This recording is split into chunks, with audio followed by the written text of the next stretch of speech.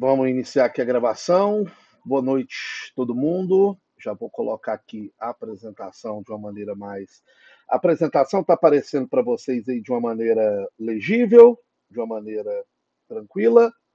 Ótimo, então. Então vamos lá, pessoal. Vamos dar continuidade aqui. Quem está entrando agora, sejam todos bem-vindos e bem-vindas. A Janaína, que é a a presença mor nos nossos encontros aqui, tá?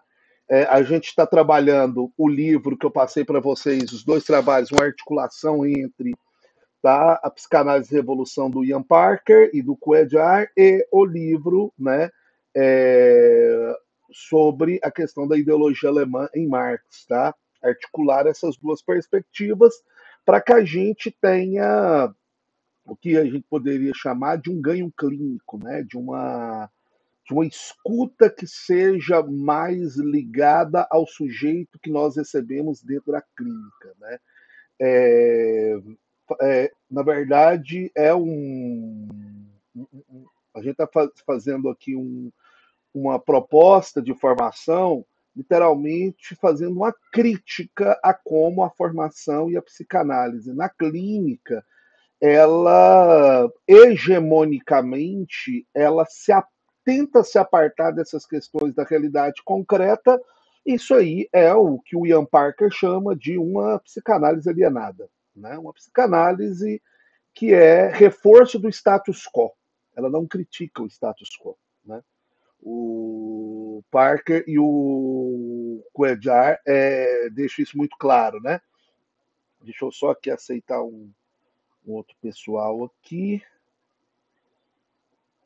Deixa eu ver de onde é que aparece para aceitar essas pessoas. Fala, Fabiano. Fica à vontade. Boa noite, pessoal. Boa noite, Rodrigo. Eu só queria saber qual que é a edição que você está usando da ideologia alemã, se é A aquela edição ideologia alemã eu estou usando da Boitempo. Essa mais recente que saiu aí dessa coleção que está vinculada, né? A tradução que a Boitempo faz direto, né? Da Maga, né? Que é os manuscritos ali do Marx e do Engels, né? Eles vão direto aos documentos, né? Deles ali. Então vamos lá. A gente tinha parado numa parte que a gente estava falando justamente sobre a questão da alienação. O Cuellar e o Parker, eles trazem a discussão da alienação fora daquela discussão lacaniana da alienação e separação. Tudo bem? Tá? Deixando uma coisa muito clara. A ideia de alienação em Lacan é uma ideia extremamente rasa do que pode ser pensado em alienação. Tudo bem? Apesar do Lacan beber em uma fonte hegeliana, ele bebe de uma maneira muito rasa. Ele não consegue ir além de uma ideia de que todos nós, como sujeito, nós não somos sujeitos. Vocês já fizeram esse tipo de crítica, gente? Que na perspectiva da psicanálise, em Freud, mas mais profundamente em Lacan, o sujeito ele não é o sujeito? Vocês já pararam para pensar nisso? Que o sujeito de Lacan ele é o sujeito do outro? Ele nunca é um sujeito, ele é o sujeito do desejo, ele é o sujeito do desejo do outro. E esse sujeito, ele não existe? É como se esse sujeito estivesse em uma situação onde o Lacan o coloca como alienado de uma maneira natural, naturalizada e impossível de romper. Parker e Cuellar, indo a Marx, eles deixam uma coisa muito clara. A alienação ela é um estado que é possível e passível de ser o quê? Ultrapassado. Né? Então, não é uma disputa de visão otimista ou de uma visão pessimista do que é alienação. É de uma visão concreta. Não é à toa que a proposição que o Parker e o Cuellar têm da psicanálise é que a psicanálise ela pode dar aquilo que o Freud se comprometia. Que Freud se comprometia num processo analítico. Vocês lembram que o Freud ele fala o que a psicanálise poderia propor? como método clínico do sujeito? Você lembra vocês lembram disso, gente? Isso tá lá nos escritos clínicos dele. Ele prometia que, no mínimo, uma pessoa que fizesse análise, ele poderia retornar ao mundo podendo amar melhor e trabalhar melhor. Entenderam isso? O Parker e o Coedjar dizem o seguinte: nós podemos ter uma relação subjetiva com a realidade concreta, que é uma outra realidade, uma relação subjetiva. Uma relação subjetiva que não seja mais tão o quê? Alienada, né? Então, dentro desse contexto aqui, para o Coedjar e para pro próprio Parker, é muito claro para eles que a ideia do trabalho de alienação, como Marx se desenvolveu, é a perspectiva que nós, na psicanálise, devemos nos alicerçar na escuta clínica. O sujeito que nós recebemos dentro da nossa clínica é um sujeito alienado. Alguém consegue discordar disso? Mas num sentido Marx Engeliano, não num sentido lacaniano do termo, mas num sentido porque se ele não sabe o que deseja, é porque ele está alienado ao desejo, sim ou não? E a realidade concreta capitalista, ela se propõe ao esclarecimento ou tomar consciência daquilo que é consciente. Esse não é o método clínico da psicanálise, gente? Fazer consciente as questões inconscientes, sim ou não? Como fazer isso em um processo aonde o modo de produção por si ele se propõe a alienar? Imagina nós escutando trabalhadores precarizados. Isso aqui eu e a Janaína a gente já falou muito, né, sobre a questão do receber o trabalhador precarizado. Já que a Janaína, por exemplo, ela está na Espanha e ela escuta muito dos pacientes dela disso.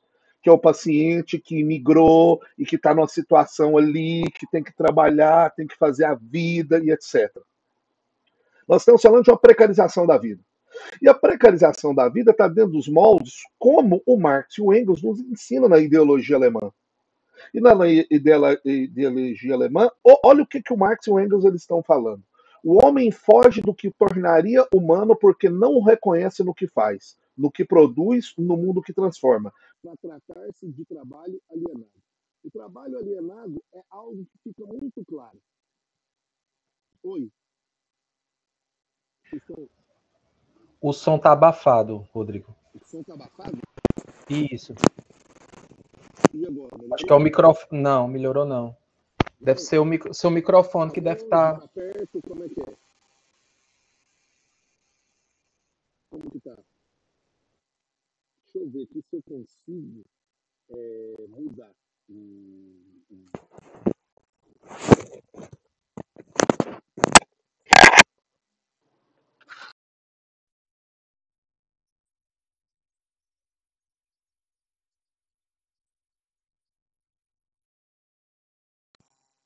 Tá funcionando agora? Não, né? Deixa eu tirar aqui e trocar então.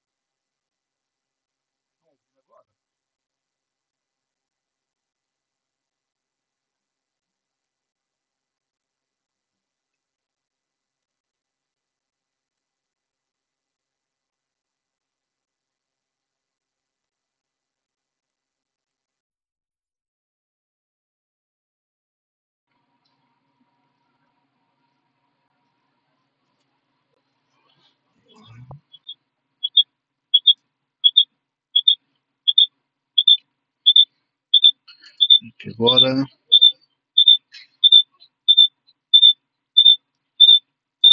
Ainda não estou ouvindo, né?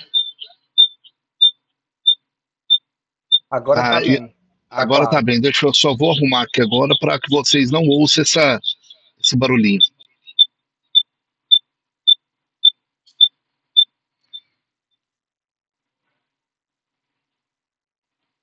Certinho? Sai o eco também, né? Então vamos lá.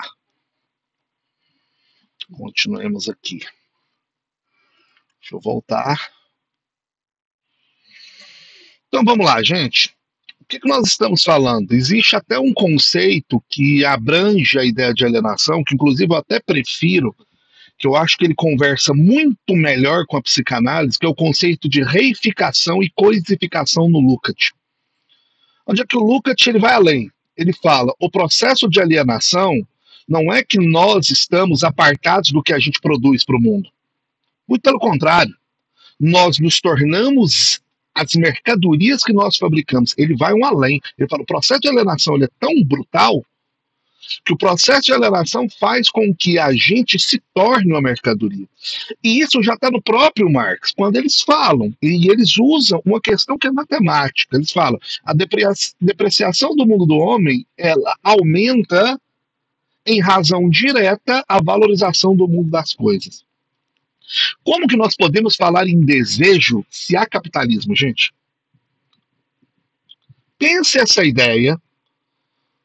Vamos pegar um pressuposto desse que é hegemônico dentro das formações psicanalíticas, que é o conceito de desejo, que Lacan desenvolve, ampliando a perspectiva de libido, que era freudiana, ok?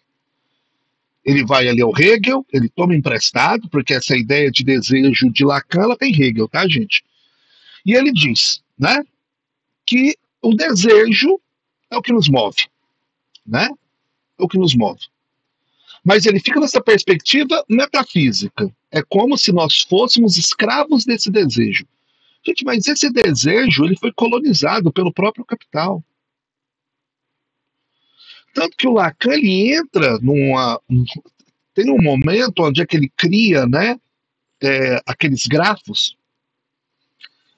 E quando ele vai falar sobre o desejo do analista, o desejo universitário, né, o discurso universitário, o discurso do analista, o discurso do mestre e o discurso do capitalista, né? É lamentável a análise que ele faz sobre o que seria o discurso do capitalista, né? Porque no discurso capitalista ele não se deu conta da própria ideia de alienação que ele desenvolve, ela é pobre para lidar com o modo de produção capitalista, né? É uma forma generalizada, superficial, de uma perspectiva que é altamente complexa. E é algo que ele também cita muito, mas ele não se aprofunda, porque ele fica numa dialética hegeliana, e não de uma dialética o quê? Marx-engeliana, que é sempre do sujeito para a totalidade para o sujeito, do particular para o universal, do universal para o particular. Alguém aqui tem dúvida, gente, hoje, que os pacientes que vocês recebem dentro da clínica são fragmentos do mundo? Alguém aqui tem dúvida disso?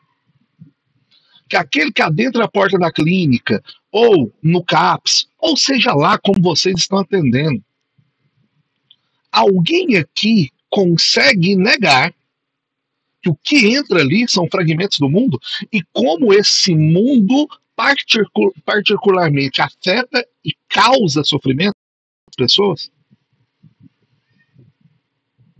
Levando em consideração algo que o próprio Freud, de uma maneira ali não tão profunda, mas já enunciando uma maneira, no mal-estar da civilização e mal-estar da cultura, ele já trazendo isso, né?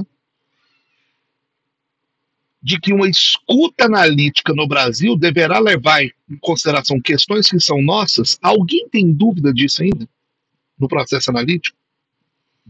Que o racismo ele entra da porta para dentro, que a misoginia entra da porta para dentro, que a miséria entra da porta para dentro. Na verdade, a miséria ainda não entra da porta para dentro da psicanálise, né, gente? Nós estamos falando ainda de um tipo de cuidado clínico que não é popular, né?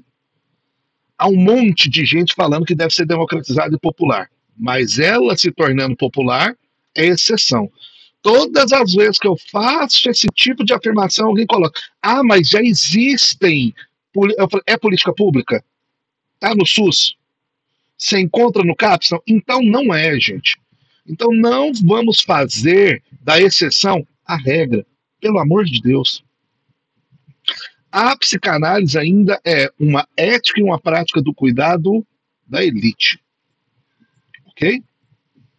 A psicanálise não lidar com a mãe craqueira que tem 4 filhos vivendo na Cracolândia. Vocês conseguem entender isso, gente?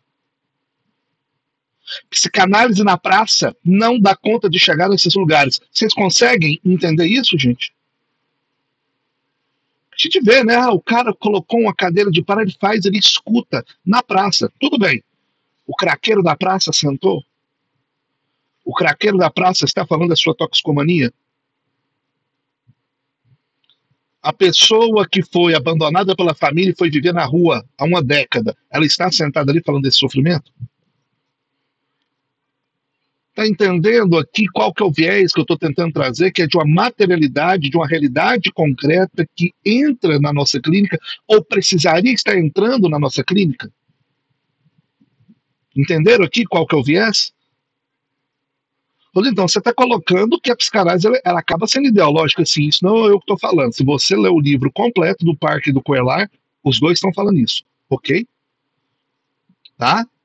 Que a psicanálise, a maneira com que ela foi construída, como formação, como ética do cuidado, como ética clínica, como prática clínica, ela é burguesa, ela é ideologicamente reforçadora do status quo.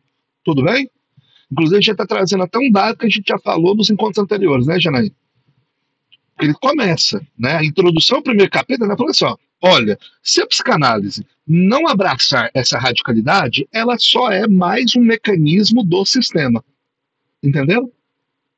E detalhe, eu não estou falando que a psicanálise tem que ser uma bandeira política, eu estou falando de ética e prática clínica. Ok? Porque já tem psicanalista que fala, a psicanálise ela não é bandeira. Eu falo, não estou falando de bandeira, não, estou falando de ética e prática clínica. Como também o médico só atender pessoas no particular, ou os médicos, quando eles estão no serviço público, eles têm um salário muito acima do que um professor concursado, é sobre isso que eu estou falando. Ok? É sobre isso que eu estou falando. Tá? Então, deixa eu ver aqui, parece que tem gente aqui tentando entrar ainda. Ah, tem. Vou tentar agora. Tá entrando. Pronto. Quem entrou por agora, sejam todos bem-vindos, bem-vindas, e vamos lá, beleza? Alguma pergunta, gente? Alguma questão? Gente, aqui é abertíssimo, viu? Aqui nós não temos pressa em terminar livro, em terminar leitura. Janaína, já tem um tempo que nós estamos nisso aqui, sim ou não? Aqui não tem. Aqui nossa ética é de que vocês saiam sabendo mais um pouquinho. Não porque, terminamos o livro. Não. Tá? Vamos devagar. Vamos ler junto. Quem levantou a mão já pode falar. Estou ouvindo.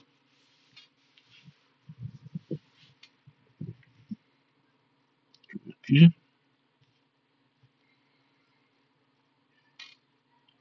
Não, é porque tinha escrito aqui, a Kátia. Alguém tem uma pergunta, consideração? Dúvida? Podemos continuar? Rodrigo, boa noite. Boa noite, Boa pessoal. noite, Ramon. Seja bem-vindo. Obrigado. No texto, fala-se muito em liberação. Eu queria escutar um pouco você falar sobre isso, porque isso. Não ficou claro para mim, porque assim, eu fiquei naquela, a palavra seria liberação ou libertação? Liberação. Ou é a mesma coisa que a gente está falando? É a mesma coisa. Aqui ele está falando de literalmente uma liberação subjetiva. Para que nós, como pessoas. Aqui é engraçado, porque assim, o que o Parque e o Coelho está falando? Eles estão falando de superestrutura, né? A gente tem uma liberação de subjetivo. E o engraçado, que tem o psicanalista, que esse é um psicanalista também, a gente tem um curso aqui, que é o Firenze ele falava que o objetivo da psicanálise era proporcionar ao sujeito que a gente escuta a liberação da libido, né? Para que ele consiga né? Essa libido. E detalhe, isso não é dele, isso é Freud, né? O Freud fala sobre isso também, né? Tem que se liberar essa libido, né? De uma maneira mais saudável, né? Porque muitas vezes essa libido, ela é, por exemplo, colada a uma perspectiva que acaba gerando sofrimento, né? Devido ao recalque, à resistência. Então, liberar essa libido da melhor maneira possível, da maneira mais saudável possível, né? E muitas vezes essa liberação da libido mesmo, essa coisa que, por exemplo, a gente pode, né, chega lá na nossa clínica, aquela pessoa com aquela cara cheia de botox, igual tá hoje, né? Parece uma boneca de cera. A gente sabe que tem alguma coisa ali, sim ou não? A gente sabe. A gente precisa escutar e saber o que é, não é assim? Porque ali há uma descarga de libido quando ela tá fazendo aquilo ali, sim ou não? Há uma descarga de libido. Porque o que a gente faz? A gente tenta encontrar objetos, né? E formas de dar vazão a essa libido, sim ou não? Da maneira mais socialmente aceita, sim ou não? Né? Vamos pegar lá o famosíssimo complexo de Édipo. Não dá para pegar a mãe. Não dá. Mas escolher uma mulher que é parecida com a mãe, pode, sim ou não? A gente é extremamente criativo nisso, né? Mas o que ele está falando? Dessa libido, liberar essa libido, essa alienação do capital. Porque muitas das vezes é o celular do ano, é permanecer num emprego que é altamente sofrível. Eu não estou falando só de precarizados, não, tá, gente? Você tá num emprego que é uma aposta, sabe? Porque muitas vezes você nem sabe o que você está fazendo, né? O Vladimir Safato ele tem uma entrevista que ele fala por que as pessoas estão doentes no trabalho? Elas estão doentes no trabalho porque o trabalho não faz mais nenhum tipo de sentido para ela. Não faz sentido nenhum. Ela vai lá, todo dia faz sempre tudo igual, acorda 6 horas da manhã, sorri um sorriso pontual e beija com a boca de hortelã. Porra, tá, volta para casa. O que eu tô fazendo? O que eu tô fazendo? Gente, isso que é um detalhe muito interessante. Eu já numa formação, eu fiz essa. Não, na pós-graduação, tudo aula, um dia eu perguntei. A gente tá falando sobre alienação. Eu perguntei quantas vezes vocês se perguntam o que eu estou fazendo da minha vida? Uma aluna falou, quando eu saio para o trabalho e quando eu chego do trabalho. O que eu estou fazendo da minha vida? As pessoas elas não sabem o que elas estão fazendo da vida dela. Né? A luta, na verdade, não é nem vivência, né? A gente está falando de sobrevivência. Olha o quanto que a gente chegou. Fala, Fabiano, fica à vontade. Então, falando em liberação, teve uma parte do texto aqui que ele fala dos 4 conceitos-chave que podem ajudar a contribuir com a clínica, que seria inconsciente, repetição, pulsão e transferência. E daí ele fala que a maior contribuição da psicanálise seria na questão da clínica psicanalítica mesmo. Sim, na constituição de uma subjetividade revolucionária e revolucionária. E daí na página 47 do PDF, ele não está com página, né? Ele contar o PDF. Tá assim, o que nos interessa não é a formação de líderes ou personalidades, mas a criação de um processo coletivo de mudança com os olhos voltados para o tipo de mundo que desejamos construir. Nada além disso. Eu não li o livro inteiro, eu não sei se ele chega a falar mais sobre isso, porque conforme eu fui lendo, eu parei na página 58, ele vai adentrando cada vez mais na questão da clínica, falando do inconsciente. Ele chega a responder isso? Sim, sim. Você sabe o que é a revolução para o Parker, por Cuellar? Não é a revolução no sentido político revolucionário, eles tratam sobre isso, mas a revolução no sentido da raiz do conceito, mudança, transformação.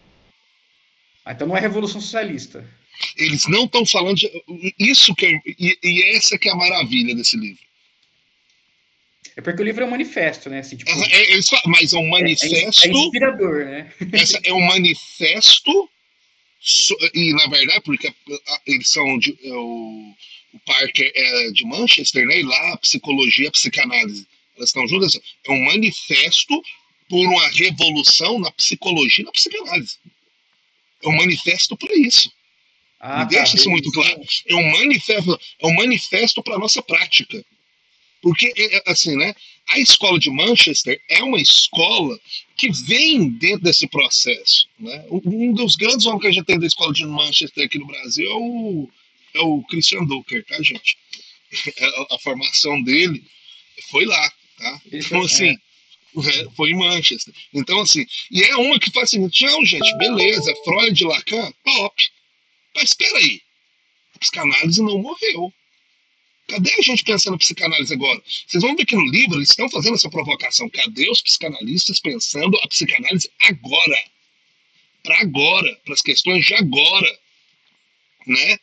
Não sei como é que tá a formação de vocês aí. Eu ouvi semana passada, né?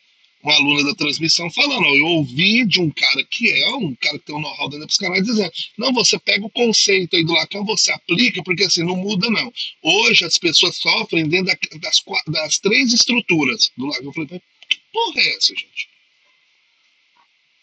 Eu falei, tá, e se o Lacan não existisse? Então ainda era histeria? Neurose obsessiva? Como é que é? Né? Então, peraí. Né? Peraí. Né? O capitalismo, nesta atual fase, é uma produtora de neuroses. E essas neuroses podem ter particularidades, sintomas podem ter particularidades que a gente precisa compreender à luz da historicidade. De agora. De agora. Né? De agora. Tanto que isso está chegando na nossa clínica. A gente chega, as pessoas vão falar, eu tenho burnout, TDAH. E aí, como é que faz? Como é que faz? Né? Gente, até poucos anos atrás, o autista era tratado dentro de uma estrutura psicótica. Já se admite hoje a 4ª estrutura, que é do autismo. Não sei se vocês já ouviram falar disso, né? Então, assim, e aí, como é que vai, gente? Não tem uma nova estrutura? Por que a gente vai falar, não, essa nova estrutura do autismo não existe, não? Porque, gente, por favor, nós somos psicanalistas. Psicanalistas produzem psicanálise. Psicanalista que não produz a psicanálise, ele é apenas um mero terapeuta. Porque eu sou defensor que é o seguinte, tem uma quarta matriz da formação. Análise, formação continuada, supervisão e transmissão. Psicanalista que não transmite, eu acho que é uma falha. Psicanalista que não produz psicanálise, que pega os seus casos, pensa sobre eles, escreve sobre, propõe hipóteses, propõe problemas, traz o debate, etc., ele não é psicanalista. Ele é um terapeuta. Ele é um terapeuta. Tá? Nath, fica à vontade.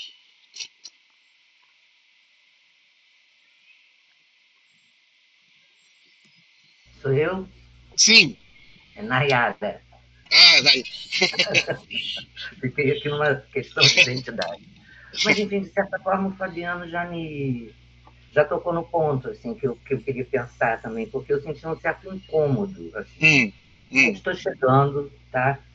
Não me considero psicanalista, me considero uma psicóloga da atenção psicossocial, né? Entrei na rede em 90, passei essas coisas pela reforma psiquiátrica, etc. e tal. Opa. E aí, zins, esse barato todo. E aí, mas o Fabiano pegou um pouco, porque eu estava com mal-estar, eu estava entendendo assim, então, o que ele está querendo dizer é que se a gente fizer a revolução, a gente não sofre. Essa coisa da revolução socialista. Eu falei, caralho, meu, aí isso é muito difícil para mim, porque cubano também pira, né? Sim, ué. Sim. Pois é, eu acho que e isso que você fala, né, da gente se entender como alienado, assim, eu acho, porque eu não sei se é disso que vocês estão falando, eu estou começando esse diálogo aqui. Mas quando eu penso em não ser alienado, se dá conta da própria influência, assim, qual é o termo que o pessoal tem falado, da ancestralidade, mas, por exemplo, eu sou filha de colonizadores. E eu não posso negar que isso me atravessa, né? Assim como eu vejo atravessar não só a psicanálise, mas a produção de conhecimento de uma maneira né, geral. E eu acho importante que a gente também, quando se desaliena, a gente tem que perceber a quais as armadilhas a gente está mais suscetível, porque a gente é fruto de todos esses atravessamentos, né? Então tem uma coisa que passa pela clínica, mas tem uma coisa que passa também, pera lá, mas qual é a minha posição de escuta? Sabe? eu fico vendo, a gente está falando o tempo todo agora, né, de decolonização do conhecimento, etc. E tal, mas a gente pouco se dá conta do quanto colonizador a gente é. Por exemplo, eu trabalhei no Instituto de Psicologia de uma universidade. O anfiteatro era um lugar absurdo onde se dava palestra. Era um negócio assim, na vertical, onde tinha uma mesa num platô. Aquilo, para mim, era absolutamente colonial. Assim, os detentores do saber e aqueles que vão receber, até que agora a criançada lá, eu chamo de crianças porque senão eu sou um fóssil, eu brincava sem coisa. As crianças agora conseguiram trazer, né, o pessoal do Capsadê, então, cracudos, né? Isso! O pessoal catando lixo dentro da UERJ. Isso! E é isso. Instituto de Psicologia. E aí eu fico pensando, essa é uma prática libertadora, porque a gente traz o problema para dentro da academia. Isso. E é um problema real, né, Nayara? Porque assim, eu costumo, essa é a minha provocação. Já tem um tempo aí que ela me vê em alguns lugares falando, teve um outro colega aí que acabou de entrar também, eu digo que é o seguinte, a psicanálise até hoje ela não atende o sujeito real. Porque o que é o sujeito real? Essa mãe cracuda de 4 meninas, você entendeu? É o motoboy precarizado, né? É quem aqui em Goiânia pega o eixão. Só que essas pessoas não chegam na clínica psicanalítica, por quê? Porque a ética da psicanálise, ela não dá conta da perspectiva do próprio capitalismo. Mas eu só queria complementar. Assim, sim, fica à vontade, fica à vontade. É uma exceção, né? Mas eu trabalhei em Niterói, eu sou aqui do Rio, e no Rio. Né? E assim, em Niterói, a interlocução com a psicanálise, é por isso que agora que eu estou já completando 30 anos de serviço, e pensando em me aposentar para estudar, sabe? Para significar a minha prática, enfim, e continuar trabalhando. Mas o Niterói tinha uma interlocução muito grande com a psicanálise. Sim. Já o Rio é diferente, mas é estranho, porque ao mesmo tempo que o pessoal fala de uma psicanálise burguesa, elitista, tem uma coisa ideológica quase comportamental, sabe? Eu não sei como explicar isso direito, porque eu me vi entre dois mundos.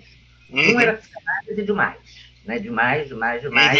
A conta de quando eu for fazer desenhos, o cara virar para mim, eu não sei por que a Nayara se interessa por lixo. Isso é o diretor da cidade que eu trabalhava. Lixo era os pacientes de longa internação. Já no Rio, o pessoal está chamando o paciente de misógino, e não está conseguindo ver a maluquice, sabe? Enquadra o sujeito num padrão moral e numa certa ética revolucionária, mas não consegue ver que o cara está doido, meu irmão. Ele está doido, isso é outra coisa, não é esse o nome. Aí fica esse negócio, é difícil, tá? É difícil poder pensar. O que ocorre é o seguinte, a psicanálise ela tem um tipo de ética de formação, que é um tipo de ética de formação que vem desde o Freud. Faça o que eu falo, mas não faça o que eu faço. Tá? O primeiro que mostrou isso é o Firenze e o Rank. Os dois mostraram isso muito bem. O Freud adora falar coisas e fazer outras que vão contra o que ele mesmo fala. E se alguém tenta fazer algo parecido, ele tenta afastar, cobrar e etc. Né? O que a gente tem que colocar? Quando você faz, a gente traz esse quadro que você trouxe do cara, não, a pessoa é misógina. Peraí. Essa pessoa ela tem um sofrimento construído a partir de uma realidade que ela é patriarcal. Eu e a Janaína, a gente faz parte de um grupo de estudos que é sobre homens na clínica, que é uma das áreas que eu pesquiso. Né? Um grande amigo meu, Ali, abriu, me convidou, a Janaína também está lá, e a gente vem falando sobre isso. O quanto que, por exemplo, o patriarcado e essa misoginia acaba criando sofrimento nesse próprio homem. Que, no geral, hoje em dia, a gente já vê que, no geral, diz o seguinte, eu não vou educar mais esse homem. Ótimo, tudo bem, a gente não está pedindo que ninguém o eduque. Mas, quando ele chega à clínica, a gente tem que escutar como esse patriarcado e essa misoginia construiu esse homem escroto. Porque essa é a minha área, tá, gente? Estudar homem escroto. Esquerdomacho, tá? E heterotop. É o que eu quero. Eu gosto de escutar como que esses dois grupos praticam a sua misoginia, como que a sofisticação do patriarcado e quanto que isso é sofrível. Gente, um homem não pode brochar. Olha que coisa mais patética. O que eu digo, gente? O patriarcado constrói patéticos. Homens são patéticos. Patéticos. Entendeu? O patriarcado construiu uma perspectiva de uma heterossexualidade, heteronormatividade, de um homem que ele é patético. Esse é o nome que eu dou. Patético. Nós somos, beleza, um penduricalho de um pipi. Não é o pipi que está pendurado a gente, é o homem que está pendurado ao pipi. E a gente está alienado disso. Já pensou? O homem é alienado a isso. Gente, pelo amor de Deus. Hoje a maioria dos homens que tomam tadalafila é entre 20 a 35 anos. Tem uma coisa mais patética do que essa? Por quê? Olha que coisa horrorosa, né, gente? A virilidade masculina está vinculada a um membro que tem que estar rígido. Se aquilo não está rígido, é como se ele não fosse capaz de fazer nada. Olha que mundo limitado. Que o próprio... O engraçado, quem faz uma crítica maravilhosa sobre isso é o Lacan. O Lacan faz uma crítica maravilhosa sobre isso, quando ele inverte a coisa. Né? Eu falo, os homens são, né, o penduricalho do pênis. Não ao contrário. Não ao contrário. Fala, Fabiano. Não, eu tinha notado aqui uma parte do texto, acho que dá um fechamento daquilo que eu tinha perguntado, que é um texto, o prefácio do Dunker, que ele fala assim, existe uma luta de classes dentro da psicanálise. Sim. Eu acho que talvez seja disso, né, que sim. o texto vai tratar. E uma outra coisa que me pegou nesse texto, que é uma coisa que eu vinha pensando já há algum tempo, eu nunca vi ninguém fazendo essa aproximação entre a alienação marxista e o inconsciente psicanalítico. E nesse manifesto, assim, eu falei, nossa, cara, que legal isso aqui, né? E daí me deu vontade disso dar, inclusive, para além disso, porque é um manifesto, né? Não dá pra gente pegar e fazer um estudo de um manifesto, né, tal. Mas eu achei isso muito interessante. Eu não tinha visto ninguém fazer isso antes. O Reich faz isso. O Wilhelm Reich, no Materialismo Histórico e Psicanálise, que é um livro dele, ele fala sobre isso. Ele fala sobre como que e é ali que ele começa a entrar o Freud começa a querer entrar em confronto com ele, que ele fala, gente, esse negócio, não vamos negar a realidade como produtora de sofrimento psíquico. Não é o inconsciente que molda a realidade.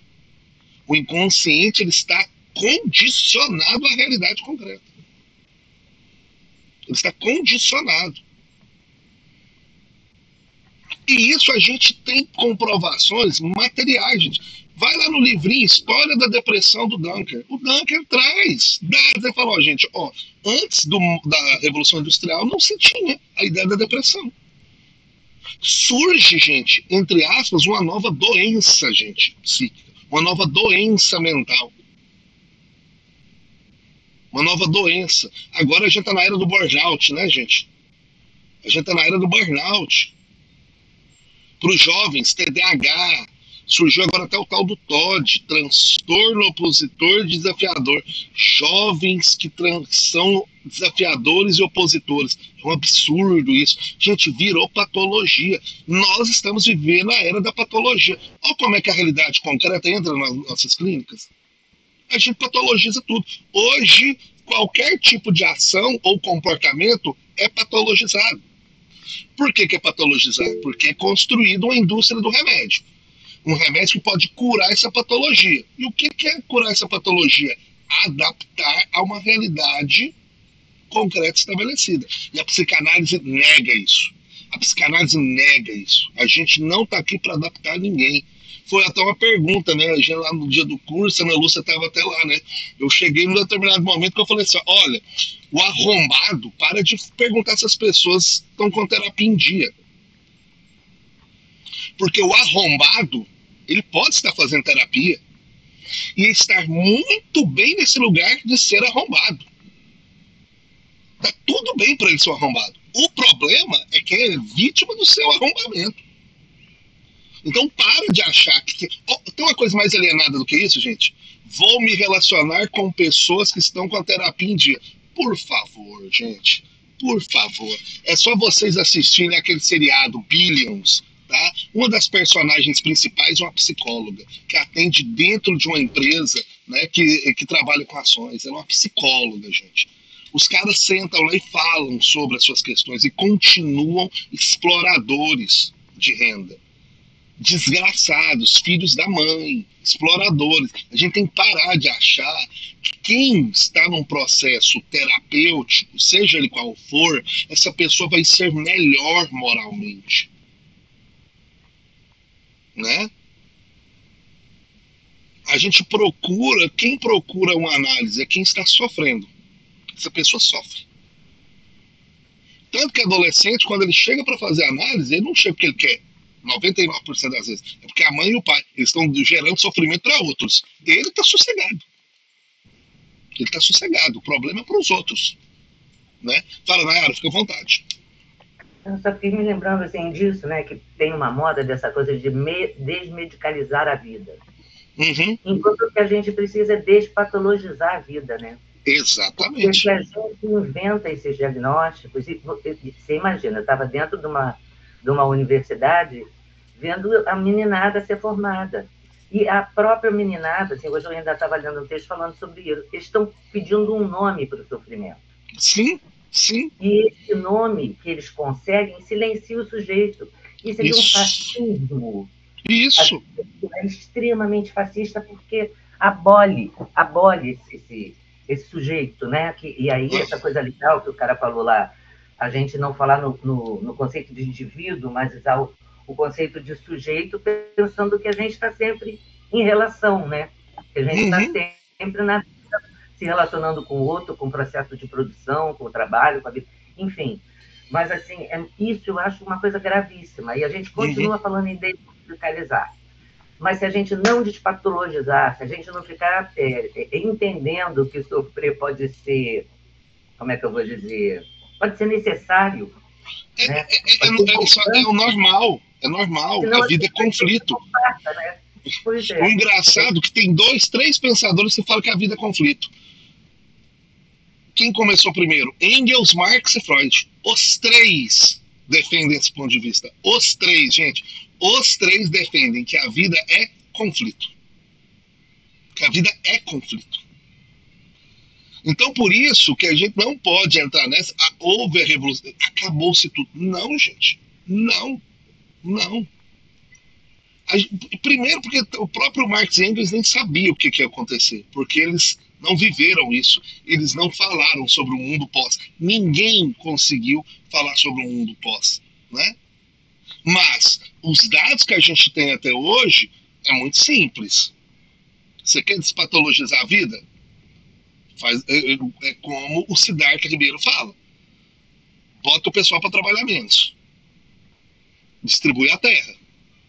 Dá saneamento básico. Dá descanso para essas pessoas.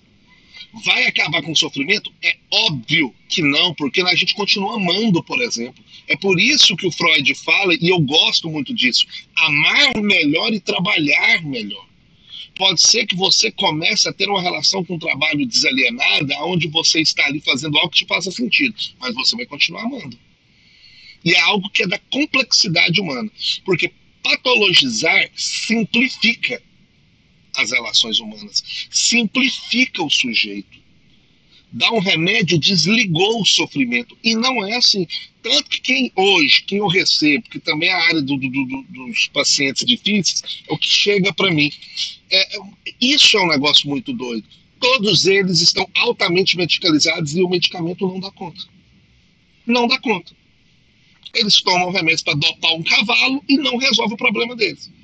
Olha, eu estou tomando remédio para dopar um cavalo para dormir e não durmo. E aí? E aí?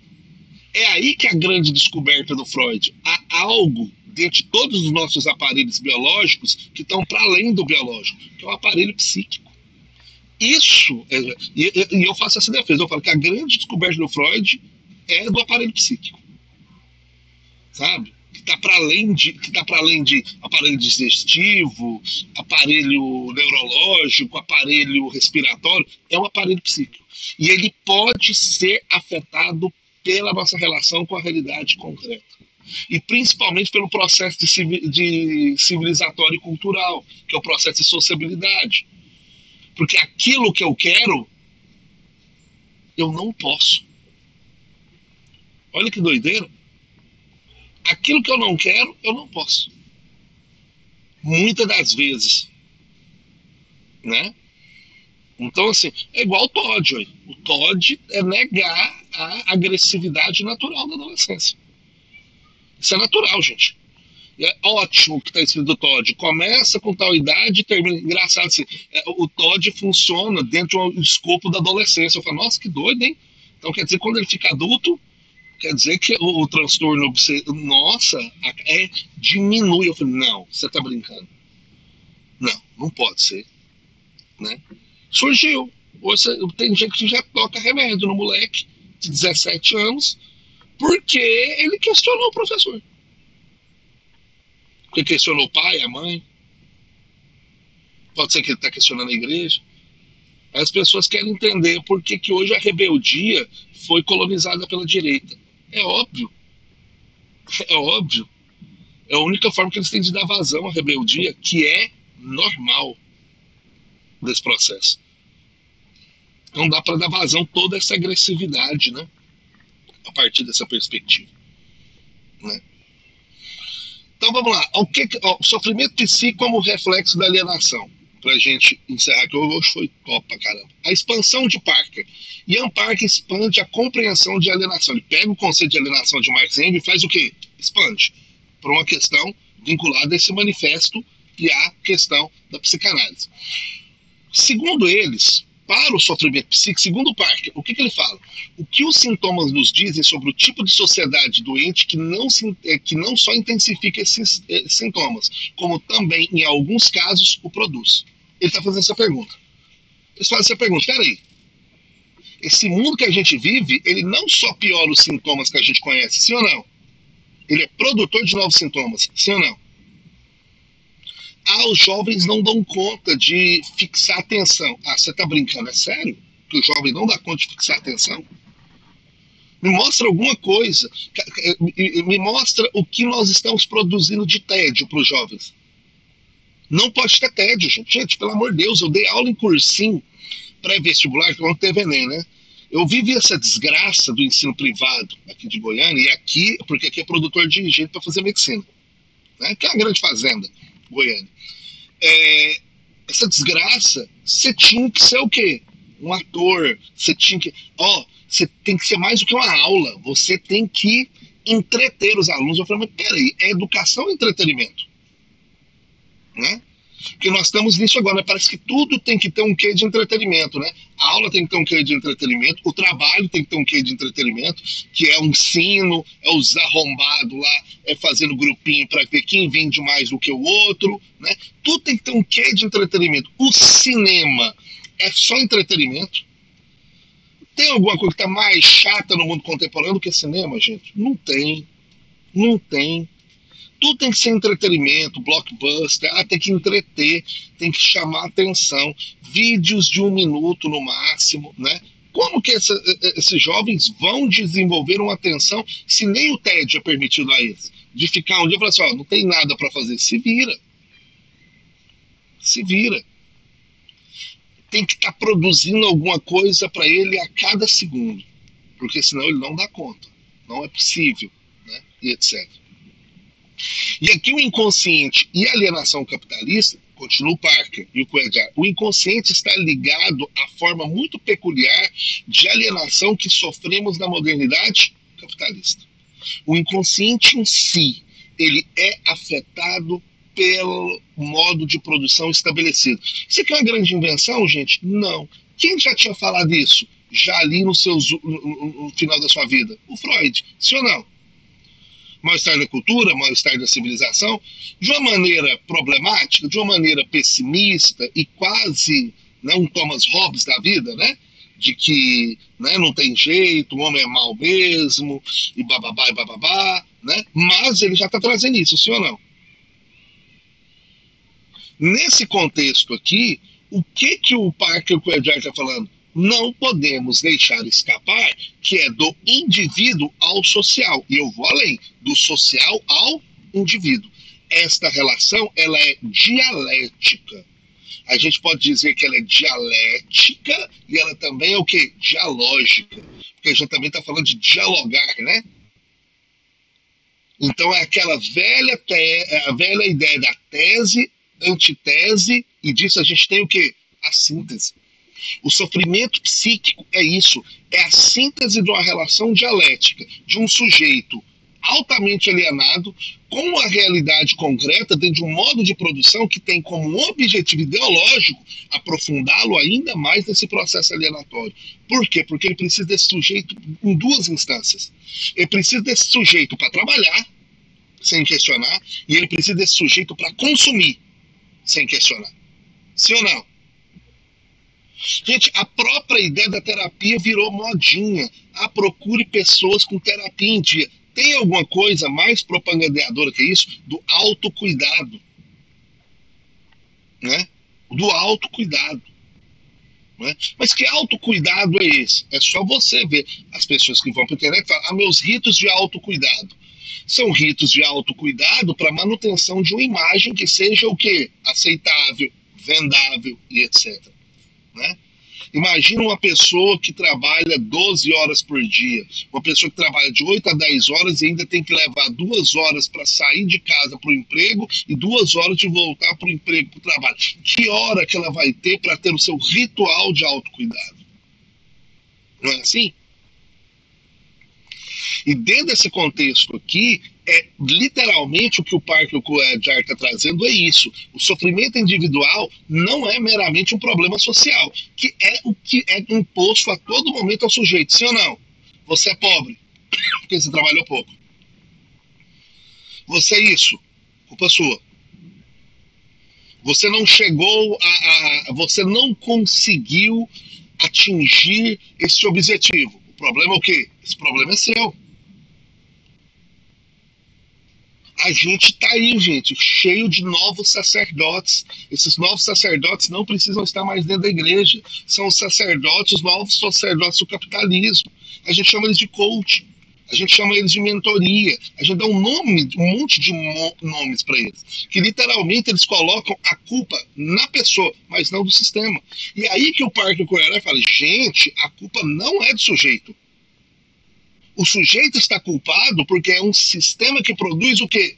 Essa culpa. E é um sistema altamente complexo e um sistema, como vocês podem ver aqui, extremamente contraditório. E é daí que surge o capitalismo. É aquele cara que vai sentar e falar, cara, estou ganhando 30 mil reais, mas não estou feliz com o meu emprego. A pessoa acha que isso pode ser o quê? Um problema dela, sabe assim? Algo dela, uma doença e etc. Pode ser que é um trabalho que paga um valor alto, porém ela não consegue ver sentido o quê? Nenhum.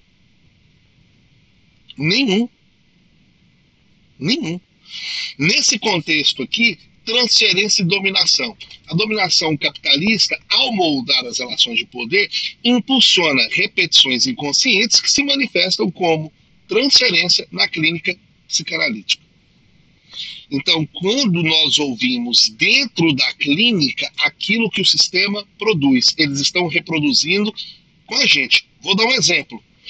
Rodrigo, eu vim aqui, fulano de tal te indicou, falaram que você faz aí, escuta com homens e tal. Estou vindo aqui porque eu estou precisando resolver, briguei com a minha mulher, estou tendo problemas de relacionamento e já está chegando no trabalho. Tá? Eu sou uma pessoa de sucesso, eu quero ver se eu consigo lidar com isso aí nos próximos 6 meses. Você está achando que isso não vai chegar dentro da sua clínica? Eu preciso resolver isso com 6 meses. Quantas sessões que eu tenho que fazer para 6 meses estar com isso aqui resolvido? Não sei, talvez você não tenha tanta grana para resolver esses 6 meses. Na hora você vê que você bateu em alguma coisa do pipi simbólico dele. Você fala, talvez você não tenha tanta grana. né? Mas vamos lá, vamos ver como é que é isso aqui, né? Olha, eu tô vindo aqui já tem 6 meses, meus problemas não estão se resolvendo. Calma aí, meu bebê, quem vai resolver essas coisas para você, meu neném? Vou ter que te pegar pelo colo, né? Não é à toa que o Winnicott, o Bion, fala em amadurecimento do aparelho psíquico para lidar com essas contradições. O mundo é duro, a realidade é dura, a realidade é complexa, a realidade é contraditória, né? Nossa, cheguei aqui, eu nunca tinha feito isso, eu fiz isso agora. Pois é. Então, se tem uma coisa que dentro da psicanálise não existe, é nunca. Na psicanálise, a pessoa que fala nunca, ela sofre demais. Porque ela pode tropeçar no real, como diria o Lacan, né? Ah, eu sou uma pessoa que eu nunca vou trair o meu marido. A gente não sabe, né? Pode acontecer. Mas isso não quer dizer que você ame menos e etc. Olha tanto que a vida ela é complexa. As questões elas são complexas. Ela é muito mais complexa do que eu amo, eu não amo. A pessoa escrota, ela não é escrota. Agora a Era colocou, fulano é uma pessoa que tem problemas da ordem do mental ou é um misógino? Calma aí, vamos escutar para entender como que isso está se articulando. Pode sim a gente chegar à conclusão que não, isso ele só é um grande escroto, é um cara que teve uma educação toda misógina, ele só reproduz isso, né? E pode ser que para ele tá o quê? Tá tudo bem. É como eu disse para vocês, gente, tá? Um arrombado em terapia não é garantidor que esse arrombado vai deixar de ser um grande o quê? Arrombado. Tudo bem? Todos os arrombados que eu conheço fazem terapia. Todos. Todos. E eles estão muito bem com isso. Muito bem com isso. Muito bem resolvidos nesse lugar. Né? Beleza? Nosso próximo encontro, aqui, nós vamos falar sobre o que uma psicanálise radical propõe, diferente de uma psicanálise o quê? Adaptativa. Ok? E a gente já começou até a introduzir nisso, né? Nós não adaptamos ninguém, gente. Nós não adaptamos. Ok? Nós não adaptamos. Por isso que tem muito paciente meu que fala, nossa, eu tô tão bem, mas as pessoas estão incomodadas. Aí a gente tem que fazer a pontuação, né? Pois é, eu sou analista seu, não dessas outras pessoas que estão incomodadas. Você entendeu? Né? O problema é se essas pessoas incomodadas estão gerando sofrimento em você. Aí nós vamos falar sobre isso. Se não, né? Beleza? Essa, como eu digo, a psicanálise lidar com aquilo que Nietzsche chamou de humano demasiadamente humano. Nós lidamos com isso. A cada sessão, a cada momento, com cada sujeito que a gente ocupa. E o humano demasiadamente humano, meus colegas e minhas colegas, é uma tragédia. Pode até começar como comédia, pode até se desenvolver como romance, mas no final é uma tragédia. E a gente tem que estar preparado para isso, para escutar isso. Sem julgamento, com abstinência, com neutralidade, que é o que nos pede a ética psicanalítica. Tudo bem? Beleza? Gente, qualquer questão do texto, que vocês tiverem dúvida até o nosso próximo encontro, pode jogar no grupo que a gente resolve. Tudo bem? Beleza? Foi um prazer as novas pessoas que estão surgindo aqui. É um prazer recebê-los e recebê-las aqui, tá? Então, até a próxima. Vai dar que dia? O próximo dia 13 hoje, o próximo dia vai dar dia 19 ou 20? Deixa eu ver aqui que a gente dia 24, não? Opa, peraí, tá certo. Que é 15 dias, você falou certinho. Dia 24. Dia 24. Beleza? Marque na agenda de vocês, ok? E depois que eu terminar hoje as transmissões aqui, eu já organizo e deixo para vocês lá a gravação, ok? Um abraço para todo mundo aí, tá? E até a próxima.